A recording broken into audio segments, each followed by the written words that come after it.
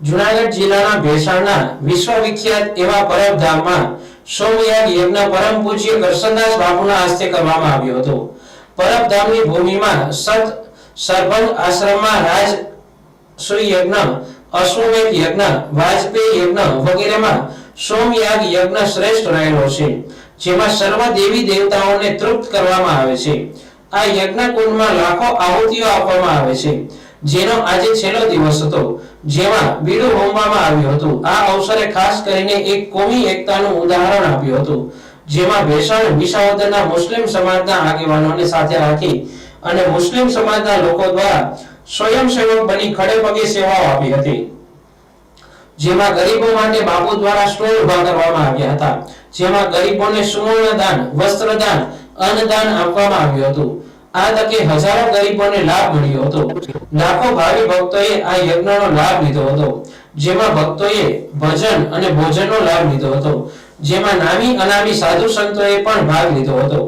આ યજ્ઞ પૂર્ણ થયા બાદ તમામ યજમાનોને પરમ પૂજ્ય કરશનદાસ બાપુ દ્વારા આશીર્વાદ આપવામાં આવ્યા હતા અને તમામ યજમાનોને શિવ સાગર કુંડમાં સ્નાન કરાવ્યું અને પોતે પણ સ્નાન કર્યું હતું। પધારેલા તમામ ભક્તો ઉપર ડોલીમાં સવાર થઈ પુષ્પો દ્વારા આશીર્વાદ વચન આપ્યા હતા અને આ કાર્યક્રમ સફળ સાથે પૂર્ણ થયો હતો।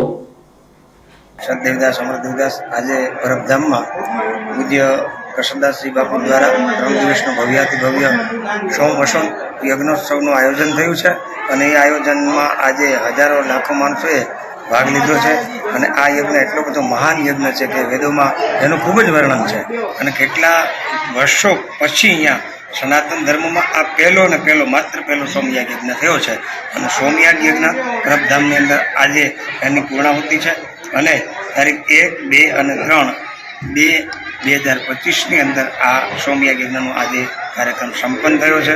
પૂજ્ય બાપુની નિશ્રોમાં બધા જ સંતો, મહંતો અને સેવકજનો સાથે આ સોમયાગ યજ્ઞ સંપન્ન થયો છે અને સનાતન ધર્મનો બાપુએ જય જયકાર કર્યો છે। અસ્તુ સતદેવ અમરદેવદાસ। અને આ યજ્ઞની અંદર હજારો લાખો માણસોએ પ્રસાદ લીધો છે। યજ્ઞકુંડની અંદર લાખો આહુતિ આપવામાં આવી છે અને બધા દેવતાઓને સોમરસનું પાન કરાવી અને તૃપ્ત કરવામાં આવ્યા છે। જે વેદની ઋચાઓથી બધા જ દેવતાઓને પ્રસન્ન અને તૃપ્ત કર્યા છે। આવા સોમયાગ યજ્ઞની અંદર વારંવાર દેવતાઓ સોમનું પાન કરતા હોય છે અને એ દેવતાઓને યજ્ઞમુખ દ્વારા બાપુએ સ્વયં સોમની આહુતિ આપીને દેવતાઓને પ્રસન્ન કર્યા છે।